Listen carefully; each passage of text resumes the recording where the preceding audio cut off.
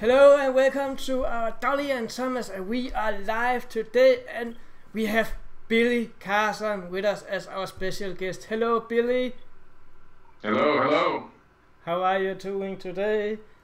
Fantastic, and glad you guys have me on. I really appreciate the opportunity. Thank you. Always, there's always space for you. Hello, Dolly. Welcome.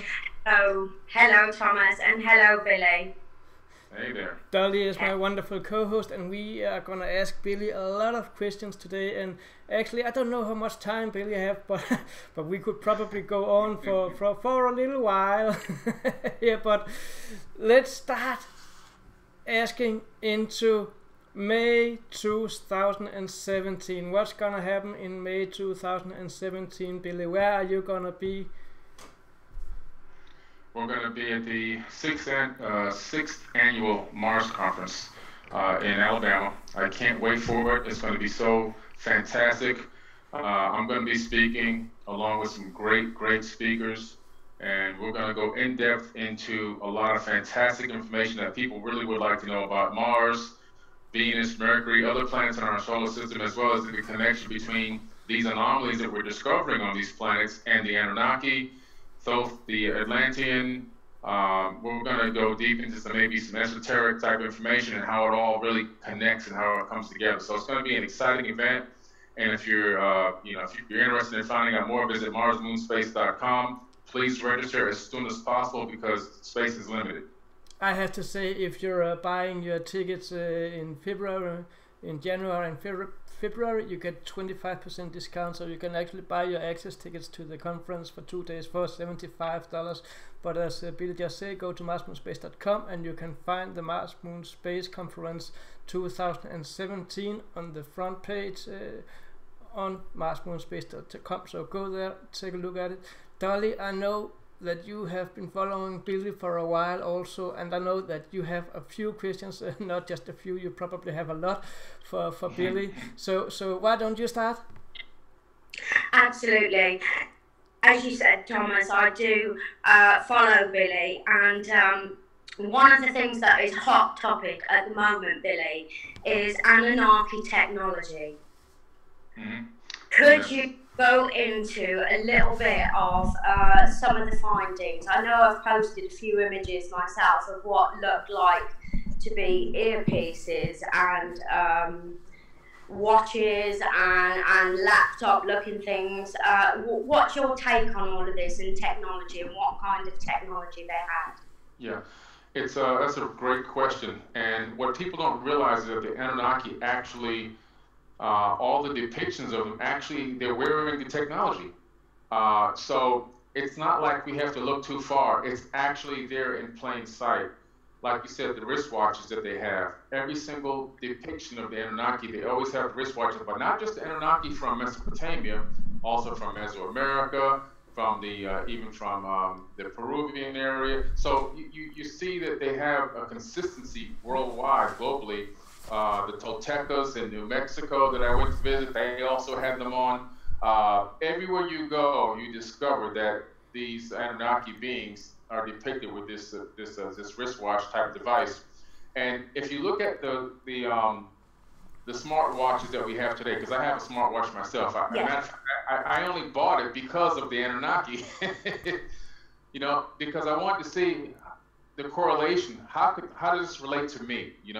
And so you have everything from checking your heart rate, your physical status, your workout plan, opening and unlocking and opening and unlocking doors.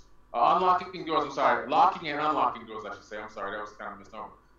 You can actually control your smart home with them.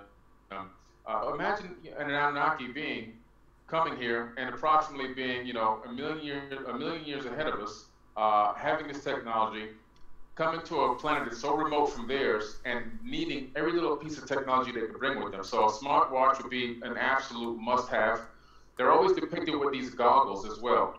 A lot of people think that the giant almond eyes. I tend to believe that they're really wearing goggles or some type of a eye covering, okay? Shield, like a shield kind of thing too. Like a shield, because when you read some of the text, you discover that when they first came here, they were complaining about the brightness and I think it was actually Alalu who went back to his craft after he originally got out. He went back to his craft and got the goggles, got his shades to block the sun.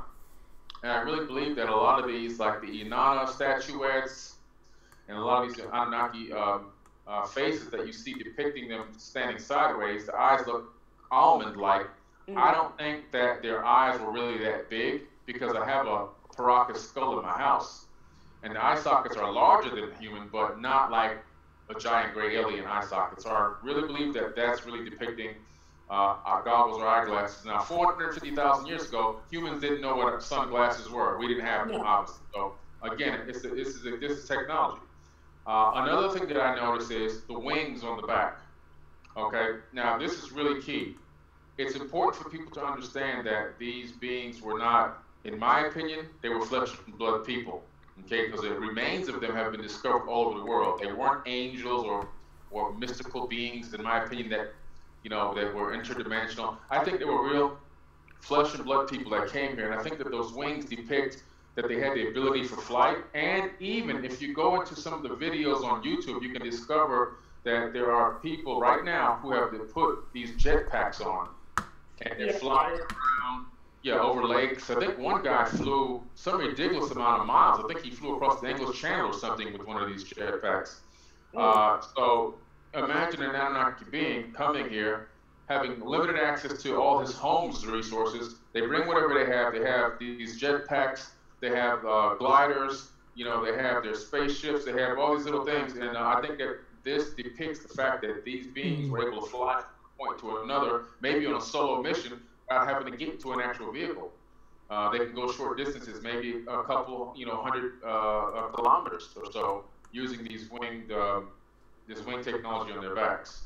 If you look at the movie Avengers, there's an Avenger. Yeah. What's his name? He's got wings. What is his name? I forget the name. All the kids will know his name. But there's a movie called Avengers, and there's an African American guy. He's got wings on his back, and he flies around with the Avengers. His only superpower really is his brain and these wings. Okay, and they allow him to travel and fly and everything else. Then you have the famous little case carrying bag that they all have. Carrying bag. Okay, now here's huge, because I actually just wrote an article about this, and I'm publishing an article later on tonight. These carrying bags, I know what they are. Well, let me see. I believe I may know what they are. Okay. So when you look at the movie, I don't know if you saw the movie Hidden Figures. Okay, this movie just came out. It's a phenomenal movie. I highly, highly, highly recommend it. And the reason why I went to go see this movie is because my grandfather was also a hidden figure. The hidden figure people behind the space program for the Mercury and Apollo mission was primarily African Americans, hundreds of them, that before computers even existed, they were called computers. Computers were human beings, not machines. That came there after they developed a computer. They then called the computer machine a computer, but human beings were computers first. So human beings would do all the calculations of trajectories, programming, even design and engineering work. All that was done by human beings, not computer-assisted design or computers. So basically, the point is that in this movie, you discover that when they're walking across, Shepard is walking across the platform to get on the rocket ship. I think it was Apollo 11. I'm sorry, it was a Mercury mission. He was carrying the bag, and that bag was his life support system. And the bag was almost identical to the Anunnaki, what the Anunnaki are carrying. And that Anunnaki bag that they're carrying, you can find it everywhere on the globe. I mean, every single, China, Africa, Peru, South America, Mesoamerica. I mean, all over, everywhere you go, you find it always holding this bag. And I really truly seen them in many pictures, yeah. While they've got these bags. Mm-hmm. I'll send Thomas an image. Once you see the image of the American astronaut and even the Russian astronauts walking to get on the spaceship or their rocket ship, they're all carrying the same exact bag. It's a bag that has a tube going out, connecting to their spacesuit, and it's part of their life support system. So it's an amazing discovery by my part. And that article is actually coming out today. So you guys got a little preview today of what a bag actually is. That's the stuff we love, you know. Previews. Oh, yeah. Absolutely. So they had so much technology. They had the ability. Thoth talked about this. He knew how to use sound and vibration to actually create matter. And this goes to, like, for example, Angkor Wat in Cambodia, which I'm going to Angkor Wat shortly, very soon, probably within the next couple of months. I'm going to go to Angkor Wat in Cambodia. And that's the largest temple complex on the face of the earth. It's over a square mile, this one complex, and the Anunnaki actually lived in this. This was their mansion. It lived as home. There's actually hieroglyphs there that have not been deciphered yet, and also depictions of Thoth there as well. So I can't really wait to go. But the reason why I brought that up is because there's rumor of the construction of this facility is that it was built in a day and a night. How do you build such a massive complex in one day and one night? And the people from the area, the tradition held passed down is that it was poured into place. So when you hear this, you start to think, well, what are they talking? It was poured into place, and you start to then look at the Emerald Tablets. You start to see what that talks about using frequencies and sounds to actually jingle matter into existence. So it could be a combination of different types of liquefied rock. Different parts could be whatever this sound frequency technology that they had, which could melt rock and make it moldable and malleable so that they can actually create these structures. So I really think that they had sound frequency technology, just as Thoth stated. As a matter of fact, the first thing you read in Tablet 1 of the Emerald Tablets is Thoth is descending with his crew. He has a crew in a ship, and he's descending on the land of Khem. This is his exact words. He's descending on the land of Khem. And as he descends, he sees the hairy barbarians. When they open the door to the ship to confront the hairy barbarians, they come running at him with clubs and cudgels and spears and everything, coming to utterly destroy the sons of Atlantis, is what it says. So Thoth raises his staff and sends out a ray of vibration, stopping them still a stone in the mountain. So here we go, 36,000 years ago, Thoth is using a stun gun or some type of a device that sends out a stun ray that doesn't kill, but stuns and stops these attackers. Then after he stops them and stuns them, he releases them, then he shows them his magic science, which it translates into advanced technology, like my trinkets. Look what I got here. Look, watch me press this button, whatever. Watch my cell phone. Next thing you know, these barbarians are groveling at his feet. It says they're groveling, and they're claiming he's a god now, which, as we know, is what happens. And then he told him, look, I'm not a god, but I'm here to enlighten you. I'm here to teach you about the power of the sons of Atlantis and the children of the sun, and I'm here to bring you to a higher level of civilization and to talk peace. And that's how the Emerald Tablets start off, talking about advanced technology, a spaceship landing, stun guns, and using a display of advanced technology right in front of these these primitive people. So the Anunnaki were loaded with technological advances, and if you study the record of the Anunnaki from 450,000 years ago up until as recent as 2,000 years ago, you even see that they've advanced a little bit in their technology, because when they first got here, they had to splash down in the ocean. They had to use gigantic umbrellas to land. They didn't have certain technology. A lot of their spaceship made rumbling noises, and rocket ship, they had rocket silos.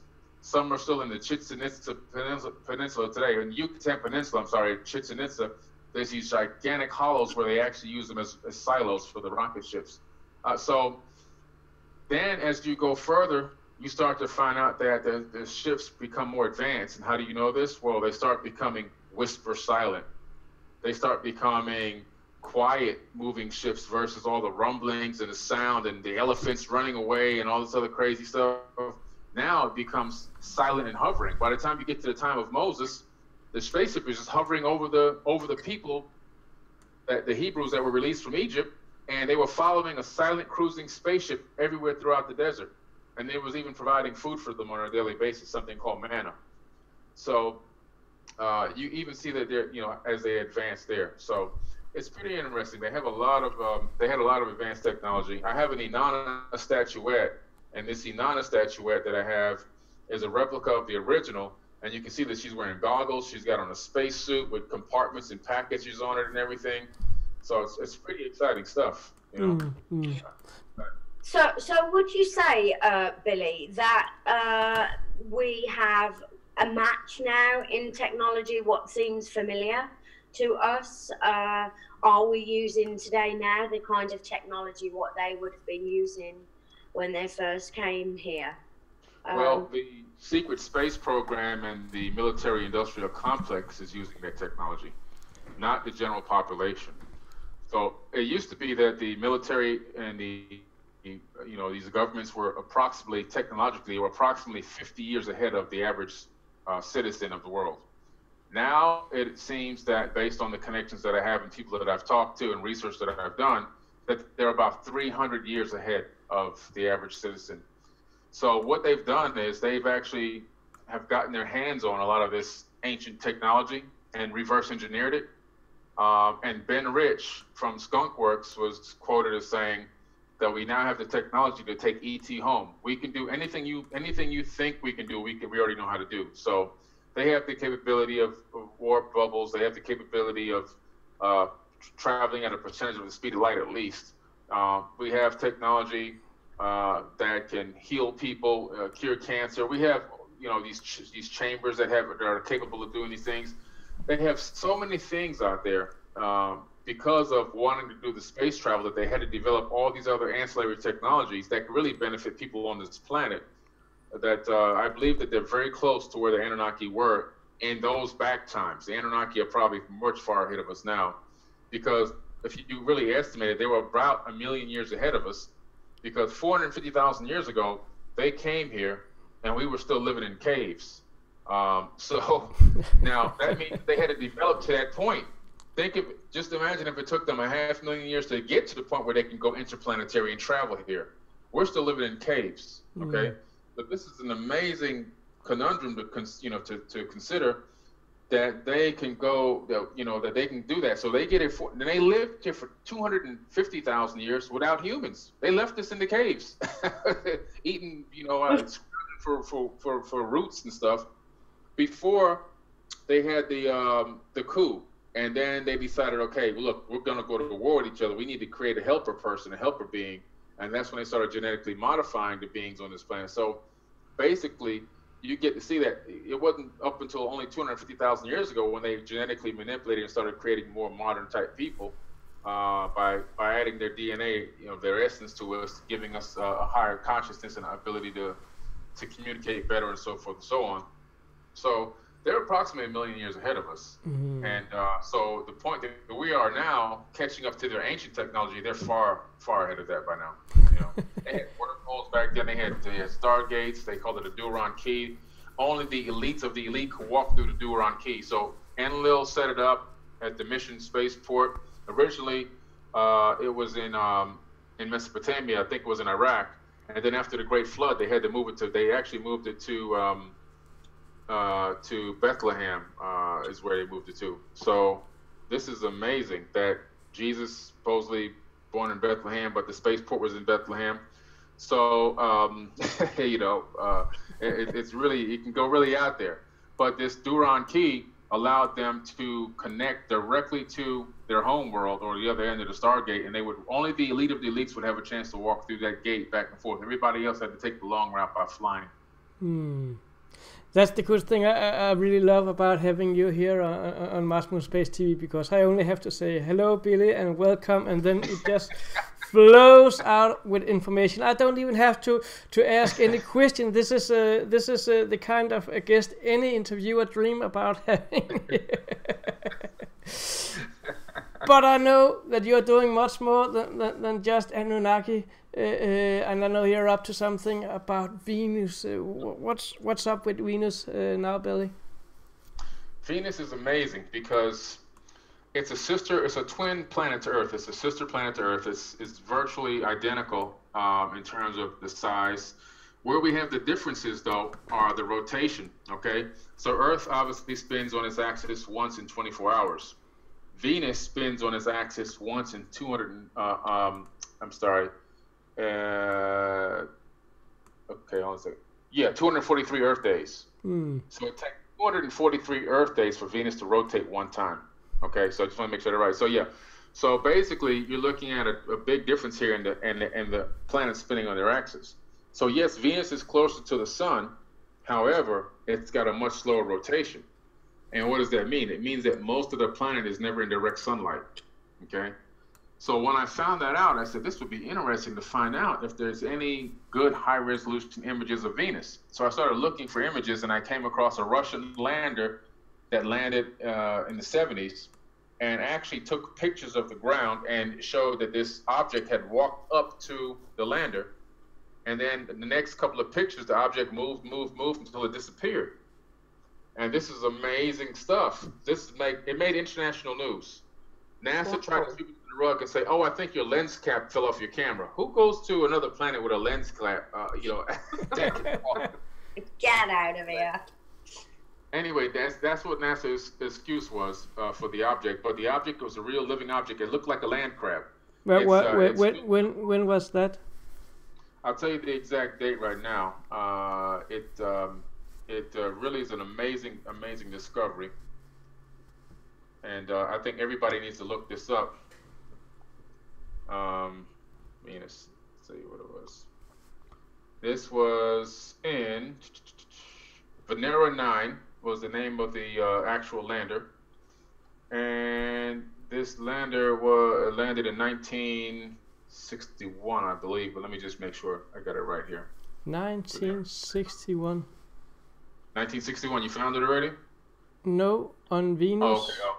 Because Yeah, I must be honest, I never heard about it, so I was a bit surprised. Yeah. But I am very focused. On October 20th, 1975, the lander spacecraft separated from the orbiter. Landing was made near the Zenith, so forth, so on, all the coordinates, whatever. But yeah, it was 1975. I'm sorry, 1975. It's called Venera 9. V-E-N-E-R-A, the number 9. How amazing is that? You see, when you do like I do, sometimes focus on what I do best, that is Mars and Moon. You don't see anything else. I never heard about that in 1975. So now I have some research to go do when we are finished here, that's for sure. And I think if you send me the link, Billy, we can put it up on marsfinspace.com also, where you can find it under Dollie and Thomas with Billy. So this is great stuff. I never heard about that, but that just shows me that I have been focusing on something else, and there is so much going on, and we can't keep up with everything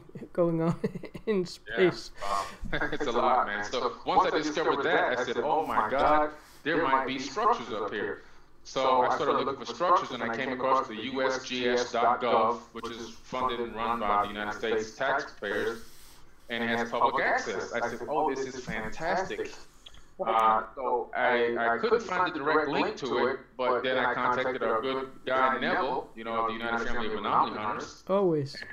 And Neville gave me the link in a few seconds. He found it, the direct link to the Venus images, and their radar images that they send up to a satellite, and they bounce off of Venus, and they come back and hit Arecibo in Puerto Rico, and then they generate an image of what's there. This is amazing technology.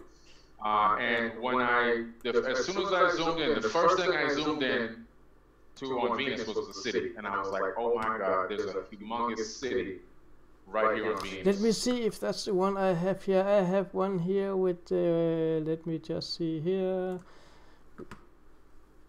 with two logos on, a UFA logo down right, and your own logo from Mars Discovery. On the left, that should be the one you were talking about, the first one you sent me. Is it just the one that compares to Burj Khalifa? No, that's the second one. That's the other one. Okay. The first one is a building. So basically, the first one is that structure. Now, this structure is super massive, so we can talk about that real quick. I'll open it up right now. This structure is approximately almost a mile and a half tall, which, we don't really have the capability of building that big right now on Earth. So this gives you an idea that whoever constructed this was more technologically advanced than us, first of all.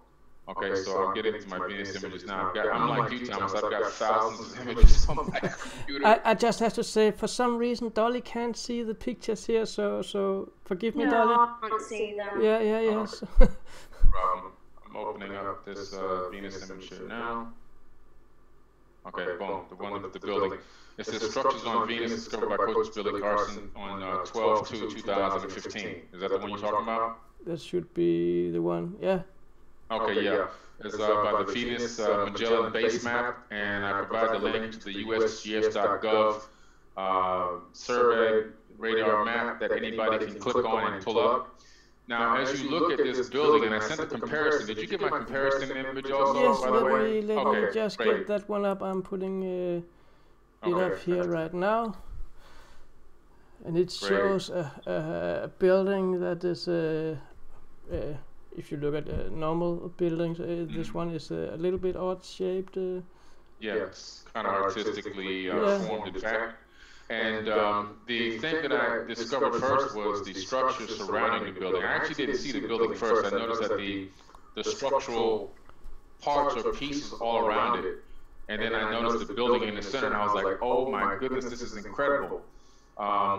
And so I took the ruler, because USGS.gov provides a measuring tool, and I was able to measure it, come up with the size. This building is super, super massive. So either the people there are gigantic people, or they just like to build large. I don't know, but this is an amazing, amazing discovery. And the thing that really stands out the most, unlike Mars, where we find structures all the time on Mars, they're usually destroyed, pieces broken off, dilapidated, evidence of flooding. This structure appears to be completely intact. I mean, it doesn't appear to be broken, destroyed, bombed or melted or anything. If the sun's so hot, why is this thing just still sitting here? What kind of technology can make this building if it's so hot up there? Well, come to find out, it's not as hot on Venus as we thought. And the reason for that is because of the slow rotation on its axis. And they discovered that there's billions of tons of water on Venus and organic material. This is an official statement that has come out by NASA now. Nobody ever talks about Venus, do they? It's so overlooked, and we're definitely putting the connections together now with Venus, Mars, and the Earth. We are in that that triangle, if you like, of Venus, Mars, and the Earth. And it would be interesting to see if they are going to release anything else to go up there to Venus, and what projects will be coming in the future as they face Earth. They have a new project planned for Venus already. They do? Yeah, they have a project planned for Venus, and what they're planning to do is to fly in the atmosphere, not land, but to actually use this particular vessel that they're building right now that's going to just literally hang in the atmosphere for like months on end and fly around the planet that way. So that is a future plan that's coming up. I believe it's for 2025 or 2027, one of those years. But they have a future plan for Venus right now already. Now, whether it's funded and approved, that's a whole other story, but they have released information on doing that. So they're saying that they're saying that there could be life. They actually, I couldn't believe they said this. There could be life in the upper atmosphere of Venus. And one of the things that they tried to say was that in 1975, when the Venera 9 landed, was that the pressure was so great and it destroyed the mechanics of the technical device and everything else, because it was so hot and it melted and all this crazy stuff. And I'm thinking, if Venus's atmosphere is that hot, how in the world could the parachute stay open and let this thing even land? Okay, because it landed by parachute in 1925. I looked it up. How in the world, what kind of material is this parachute made out of that this parachute can go through the entire atmosphere without burning up and melting? But yeah, the device itself, which they spent billions of dollars on, melts within a couple of days. Come on, this doesn't make any sense. Think it's lies and cover up. Makes sense. It's absolutely whitewash. Exactly. And then now, all of a sudden now, it's 2016, and they're saying, well, last year they were saying, oh, by the way, it's not as hot as we thought, and there's organic compounds, and oh, by the way, there's billions of tons of water on Venus. So it's all this by the way stuff that they leak out as official statements, but whoever gets all that information at once. Nobody ever comes out to one press release and says, this all at once. It's a little tiny drop here, drop there. Nobody can ever put all the pieces together. But then when you turn around in the future and say, hey, you guys haven't told you. No, we told you. Look, on this date we said this, on this date we said that, on this date we said that. So they hide the truth in plain sight. And there's nothing we can do about it but research for ourselves. I just have to mention here, I'm just sitting here and watching the live chat while we are going here, and Justin Kramer says hi everybody, so let's say hi to Justin, and Andrew Wally is with us also, so it's great to have some of our followers here also. We have Dominic Joyce with us also on the chat also, and we have one of our members that have shared the most of all of our posts, and it's a girl called Maria, and I am not gonna pronounce her last name on live video because I think it's a Spanish name, I think so, Portuguese, so I'm not gonna try to sound like I know what I'm talking about when I'm talking in a language, but it's Maria, and Maria is there also, and she is saying thanks to Dollie and Thomas with Billy that are experts in these subjects, so she is also glad for us to be here. Thank you, Maria, for supporting us, and thank you for sharing so much of our work. We love you. We love all of you out there. And back to Dollie and Billy. Sorry, I just had to interrupt you here because it's important to remember those that are following us and commenting to us as well also. And one more thing before you continue. I have to say we just saw the pictures of Venus here, and I must apologize because when we are broadcasting here, I had to set the bitrate down to a low bitrate to get maximal use of the bandwidth that we have here. So that means that you probably haven't got a very good resolution on your screen when you're watching this YouTube video. But I will upload the same video again here in high HD ready quality later. So you will have this video here and a similar one, just because we are of course recording it, besides it's going live here and uploaded automatically on YouTube, so you will be able to find it all, inclusive the pictures that Billy have sent to me on marsmoonspace.com, and you go look in the right side of the front page, says Dollie and Thomas with Billy, and there you can find it all. So let's continue here. Billy and Dollie, Venus, you have some more pictures? Oh, yeah, absolutely. There's another picture that I found.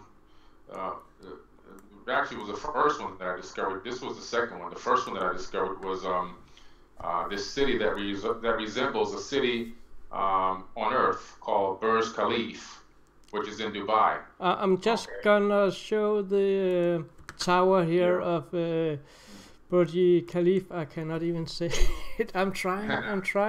So here we see the tower. We can see the tower now, and the skyscraper in Burj Khalifa. It's a massive city. First of all, as you can see, 413 kilometers across from left to right.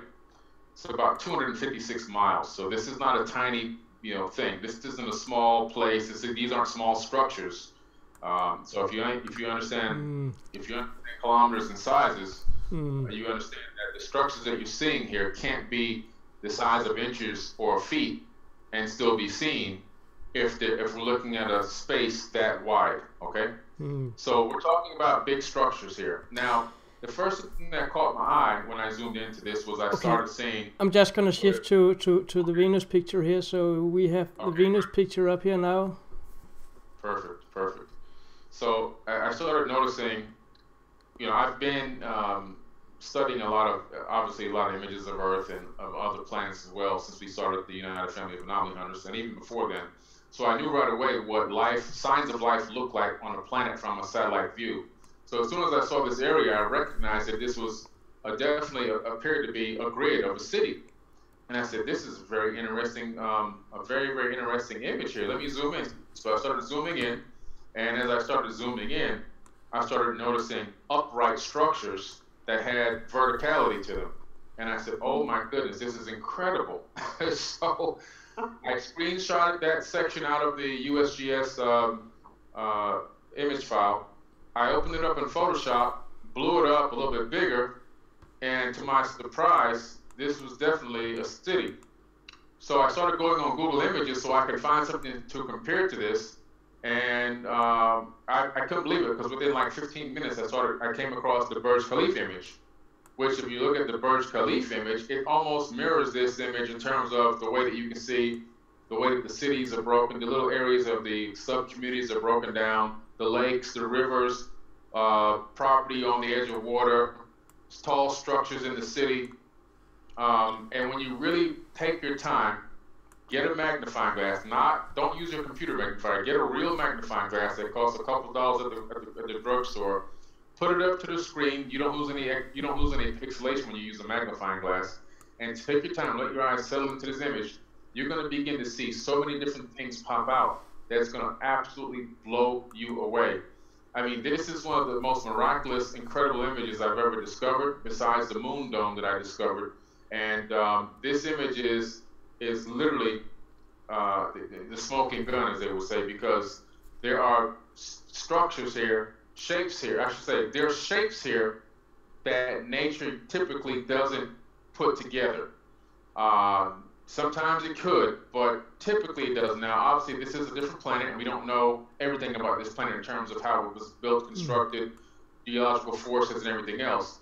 But what I can tell you is, based off of what we know, what we've seen, researching over 1 million images, planetary, not just on Earth, but all over the solar system, this appears to be a city or city-type structures that have definite geometry, and it also appears to be small lakes or rivers or or bays or whatever you want to call them.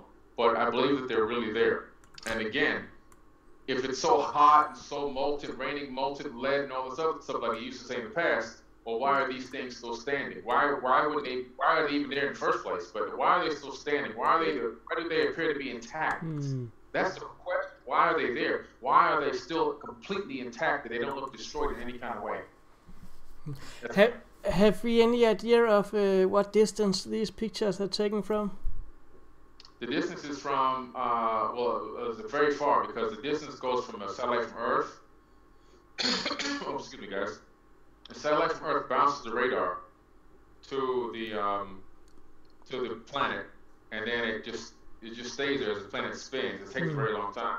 Then that information is bounced back to the Arecibo, gigantic dish in Puerto Rico, and then the data is gathered. So it's a very far. It's not a typical where you have an orbiting satellite that's directly above the planet, maybe 30 miles up, and then it's scanning the planet. That's the way we do the moon and Mars. This was actually done from a ground-based gigantic radar dish. So it's a different way of doing it. So it's from very far, but it's very accurate. I mean, extremely accurate. It looks fantastic, and I think you're right. We could be looking at a huge city in this image here, and that would be a fantastic sensation if we could get real satellite pictures, just like in high resolution, just like where we can get it on Mars, where you can go in and download JP2 images, where you can go pretty close. So let's look forward to that day. That will happen. That was a little bit about Venus. Dolly, do you have something you want to add to our Venus section? Well, yeah, I'm just asking Billy. We're putting a huge connection here. We've got giant structures, and the beings, the Anunnaki themselves, they were said to be quite tall, large, giant beings. We've got Mars as well, and the Earth. Is there a huge connection here? Oh, there's a huge connection. Mercury was the planet of Thoth, the Atlantean priest king who ruled over Chem for about 14,000 years, going back as far as 58,000 BCE.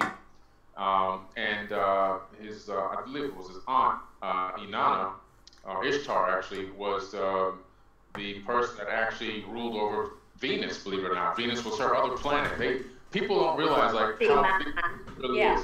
I mean, this is so big because the average person can't really conceive it.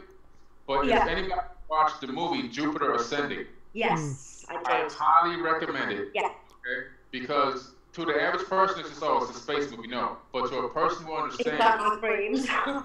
Exactly. You really get to see the hierarchy.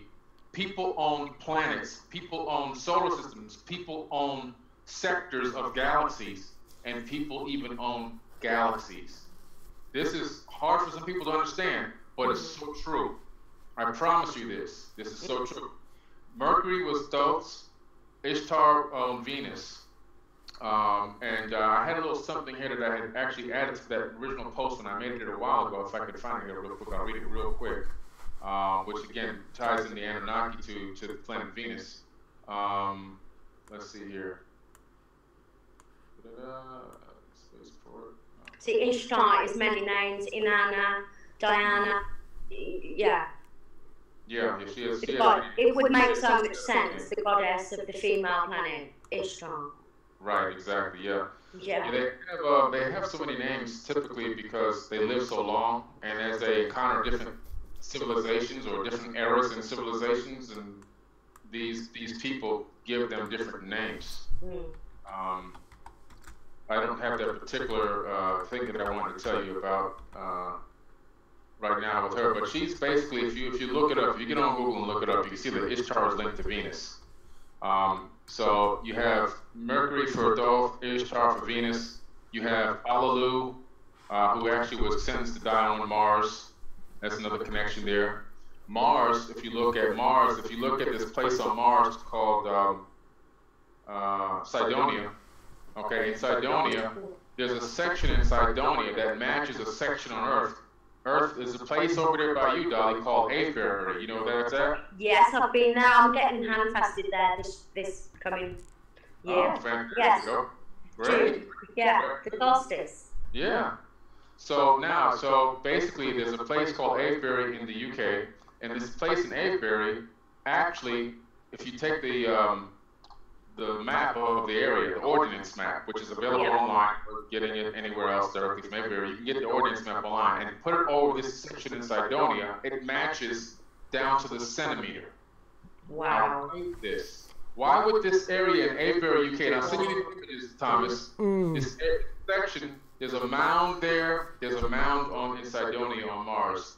There's the pyramidal structure there, there's the pyramidal structure there, and all of it syncs and links together. When you take the ordnance map, you drop it right on top, it matches 100%. We are gonna... What'd you say, Thomas? We are gonna link that up to Dollie and Thomas with Billy and MasmusBase.com, so you can see the actual comparison. Have patience; it will be done as soon as possible. I'll get it right away. There's also Kufan, a mound called Kufan Mound in Japan. I believe it was Japan, if I'm not mistaken. I believe it's Japan. It's this mound, burial mound. It's not really a burial. It's super massive. I think it's something else that they don't want us to know what's inside of it. But there's an identical one on Mars. So if you just Google Kufan Mound, Japan, Mars, you're going to find out both structures are identical. One here, one on Mars. Why is that? Why do you have on the presidential... it's called this place on Mars where they call it the Presidential Panorama, and it was taken by Opportunity rover early on, I think early 1990s. The original image is on Arizona.edu, and on this panorama, it's called the Presidential Panorama. There's a pyramid in the background, and there's a Sphinx in front of the pyramid. And next to the Sphinx, there's a piece of technology and another piece of technology on each side. Why is there a Sphinx on Mars? Okay, this is amazing stuff. There's also a Sphinx on the moon. Why is there a Sphinx on the moon? Why are these things there? You know, these are easy, actually very easy to find and not faked at all. You're just hiding the truth in plain sight. The link between the Anunnaki and all the planets in our solar system is completely, totally evident. There's structures on Ganymede, there's structures on Titan, there's structures, everywhere you turn, there's structures. And all of these structures have the same type of architecture. And I really believe that it's all tied back to one race, the original architects of what we've got going on here, which are the Anunnaki. They're the ones who brought the knowledge, the wisdom, the understanding, and the technical know-how to actually build and design these megalithic structures and these other structures on all the planets. And it shows that Atlantis wasn't just in the ocean. Atlantis was not only global, it was interplanetary. Atlantis was from Earth to the moon, to Mars and beyond. Venus, Mercury, all the moons of Saturn, all the moons of Jupiter. Pluto originally was actually a moon of Tiamat, the planet that exploded and became the asteroid belt. It got flung into its own deep orbit out there, but it was originally was a habitable moon, as well as Mars. Mars originally was not a planet; it was a habitable moon that orbited Tiamat. Most likely, it was like a vacation getaway spot or something. But these planets were actually moons. And you can live on moons, you can live on planets, it doesn't matter. It doesn't matter how far away you go from the sun in our solar system, there's life. There's life everywhere. Enceladus, which is supposed to be this giant ball of ice, there's life there. Why does NASA want to go there and spend trillions of dollars to get there? Because they say that there's oceans underneath and there's life in the oceans. They already know what's there. When they say they're going to do these things, they know what's there already. Nobody spends trillions of dollars in a 15-year mission to go to bring back a piece of ice. They know that there's something there to gather from it. So every single planet, people, what they try to do is they try to distract you by making you think, okay, we just found a planet 20 million light years away that's Earth-like, to keep you thinking so far. Oh, so far away, you'll never be able to talk to these people. But meanwhile, there's people right above your head that are eating, sleeping, having families, having bad days. Everything we're having, they're right above our heads. And they are our cousins. Absolutely. If anybody of you out there that are viewing now, this is still live, and if one of you have a question you want to direct to any one of us, then it is now. You have to use the chat box on YouTube, and we will see what we can do to answer your questions. Billy, you said you would talk about the Anunnaki connection between Anunnaki and Mars. Oh yeah. And you got 2 hours of speech at the conference, the 6th annual Mars conference in Mobile, Alabama, that we ask everybody to come and visit and join, of course. And absolutely. How many hours can you speak about Anunnaki and Mars, you think? For 10 hours, 15 hours, 20 hours, there's so much to talk about. I'm even learning stuff every day, so there's so much to learn and talk about that you can literally go on forever. But we're going to keep it down to, I guess they gave me 2 hours. Okay, so I'm going to keep it down to 2 hours. At least 2 hours is better than 45 minutes because a lot of lectures that I've gone to, they give somebody 45 minutes and they can never get finished. At least I'll be able to really take my time and talk at a decent pace where people can really comprehend what I'm telling them instead of rushing. Okay, it's over. I can really take the time to talk to people and get them to understand what's really going on. So I'm really excited about that. I can't wait for it. It's going to be a wild ride. I really highly recommend everybody try to make it out there because you're going to hear some stuff and see some stuff that we haven't even shown you yet, and it's gonna be mind and earth shattering. So I really recommend everybody come to the Mars conference in Alabama. And I have to say about the Mars conference, we have a keynote speaker that is Andrew D. Bashago. We have Sasha, Alex Lesin, and Janet Kira Lesin coming up also. We have Louis Michael Reinhardt will tell us about what he has found on NASA pictures on Mars. We have Brett Conning-Shepherd that also will come and talk about the dimensions of Mars together with his partner Karen Christine Patrick. We have Billy Carson that is here with us also, that will come and talk about Anunnaki and the connection between Anunnaki and Mars. And we have William Whitecrow that was at the Mars conference also last year that will talk about his own experiences on Mars. And we have a new guy, not a new guy, but I think most of you know him, and he's one of those that I'm really looking forward to meet.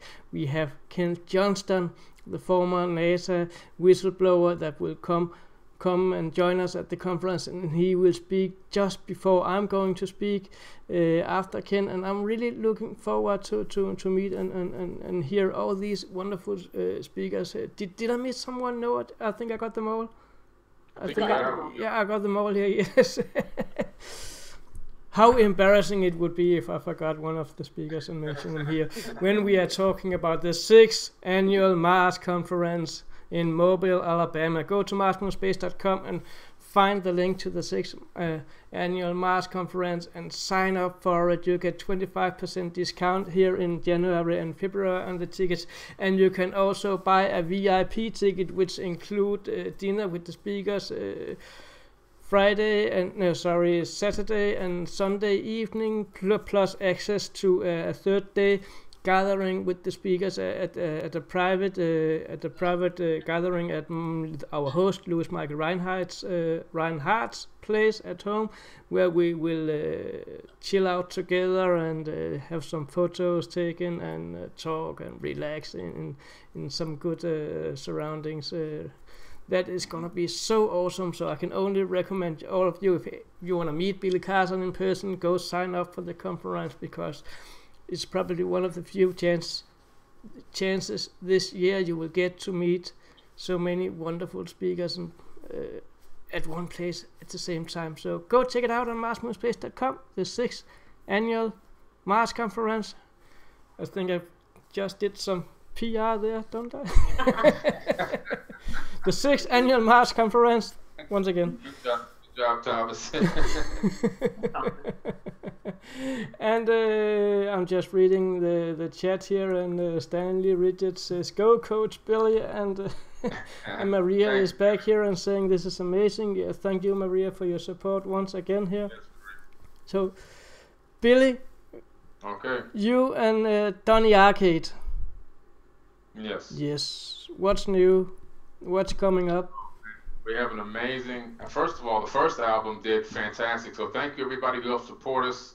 I'm sure there's some people here, even on this live chat, on this live video, that supported us. We really appreciate it. It was my first soiree into music on that level, and we produced an album that had 13 songs. One of the songs was actually an interlude, which included an interview between me and you, Thomas. I remember that. Yeah, that interview was where I actually first time publicly came forward talking about my experience dealing with aliens. And the album did great so far. It's still going.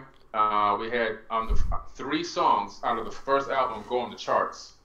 Now, to give somebody an idea how difficult this is, okay? You have about 8 million people that claim to be musicians or artists. Out of the 8 million, you have about 2 million that actually produce the music, and then you have about 400,000 or 500,000 that actually submitted into to iTunes, Google Play, Amazon, or everything else. So you're going to go, you see how it drops. Then, when you get to that point, you have all these people now have this music available. Out of that, you only have 200 people that can make the chart. So we have 3 songs that made the charts in the last 3.5 months. One of the songs came in at number 20, right above Lady Gaga. She was 21, we were number 20. That was False Flagging.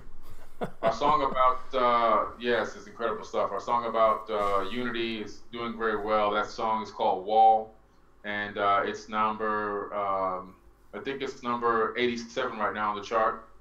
And we have another song called Carpe Diem, which is about seizing the moment, seizing the day, and it actually is number, I believe, 115. So it's pretty exciting. I really like Carpe Diem. I really like that one. That was an awesome one. Oh, you remember? It's great, yeah. And we have a new album coming out called Return of Enki, which has to do, again, more with the Anunnaki. So we're going to be talking about Lemuria, the beings from Lemuria. We're going to be talking about the Anunnaki. We're going to be talking about Enki. We're going to be talking about Thoth. We have a song called Halls of Amenti, which just came out, and it's talking about Thoth and the immortality.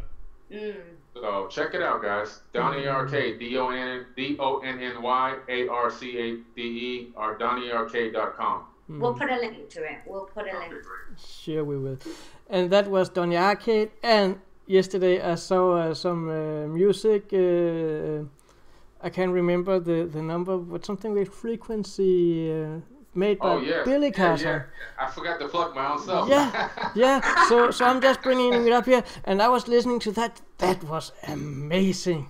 That was a wonderful number. I really like the sounds in it, the way it was made. So, thank you.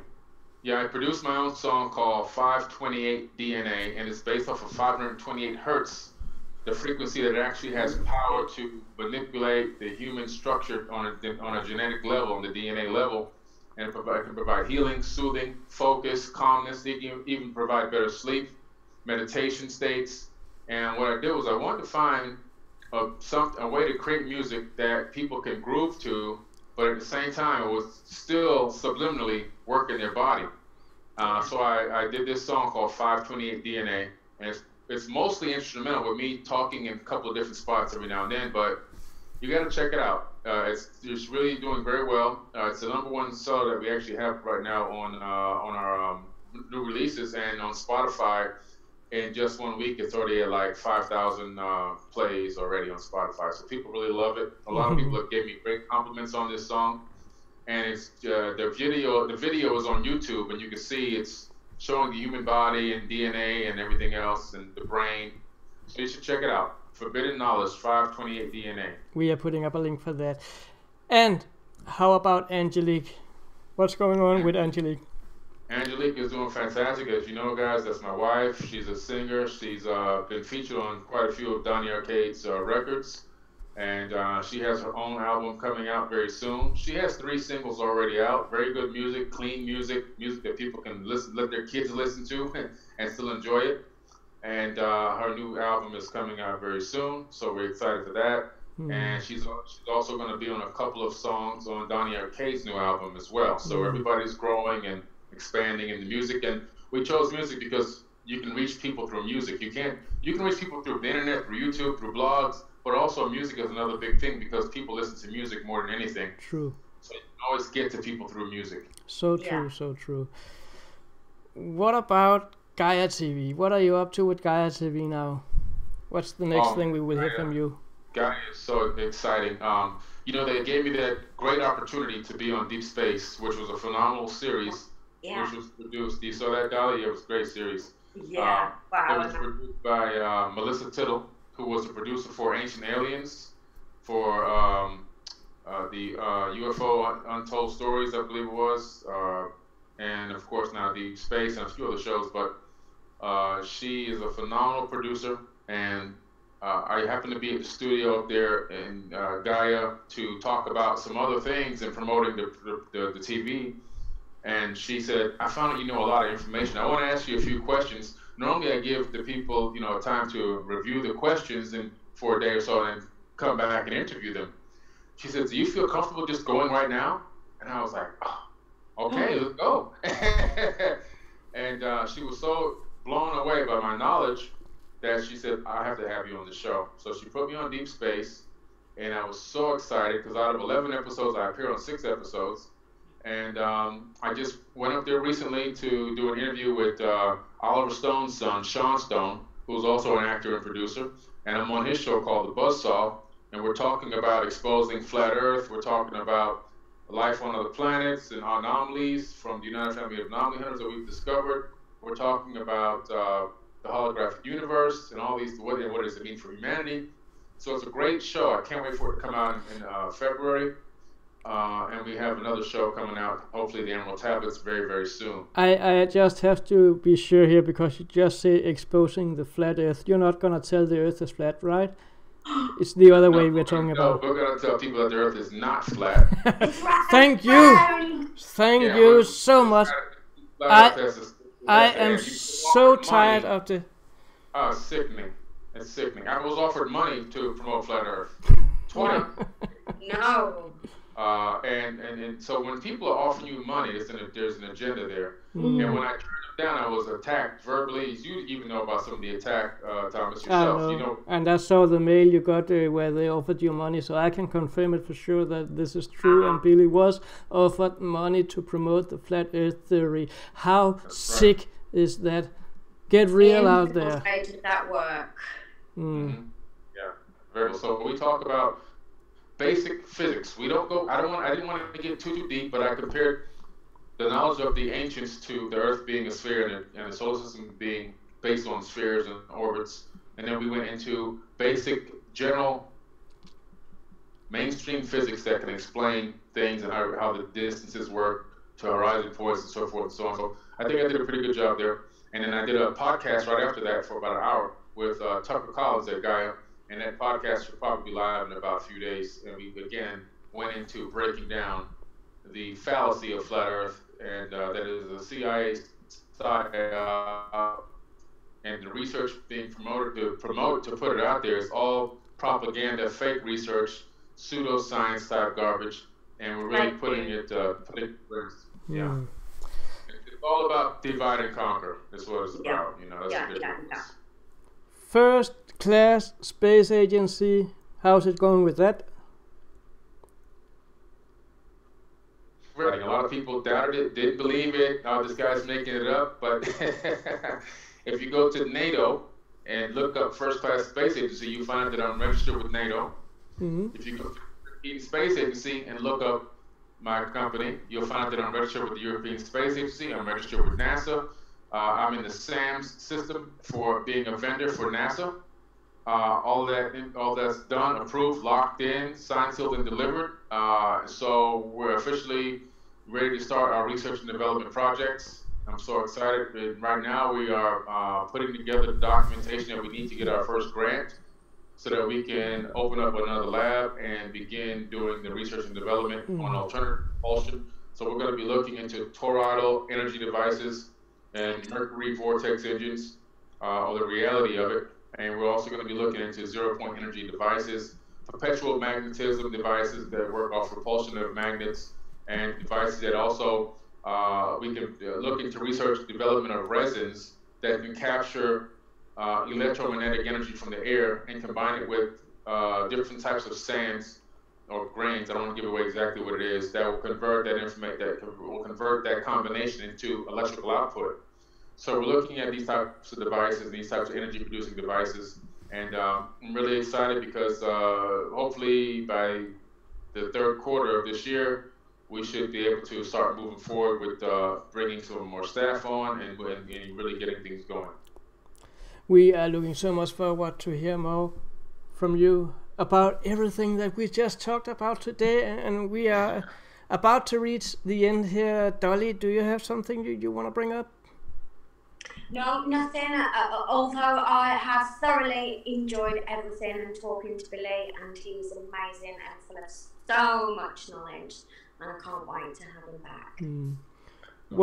What's the next thing we will hear from you of? What's the project? What is the next? I can't even speak anymore. What is the next project you will begin working at? I'm really hoping that Gaia accepts this Emerald Tablets series. If they accept it, it's going to be huge. I really think it will be the largest project that they've, as far as the series, original series that they've, taken in-house themselves, not an outside source, but their own original series. I really believe it could be one of the largest they've ever had. The Emerald Tablets is so huge and so deep, and there's so much mystery behind it, but there's also a lot of solid information and evidence behind it. And I look to break open the esoteric knowledge that I've accumulated and learned about them over the years and bring it to the people. And I think this could be one of the most amazing series ever on Gaia TV. So I'm looking forward to having them. I was putting it out there in advance. I'm looking forward to them saying, yes, we're going to do the series. That would be fantastic. That would be great. Billy Carson, thank you for joining us today. And thank you to Dolly for being a co-host together with me. We will be back with more guests, more interviews on Mars Moon Space TV. Remember to go to marsmoonspace.com, see what we already have. There is we have 6 episodes with Dollie and Thomas now, spending from Mars anomalies to interviews with Patty Greer and Susan Hansen, that both are very interesting people. And we now have Billy Carson in the collection as well as, and we have something else on marsmoonspace.com, and that is the 6th annual Mars Conference. Go there and check it out and get your tickets for that conference now. And with these words, we're gonna end it for now. Thank you, both of you, and for all of you out there, until we see us again, take care. Bye.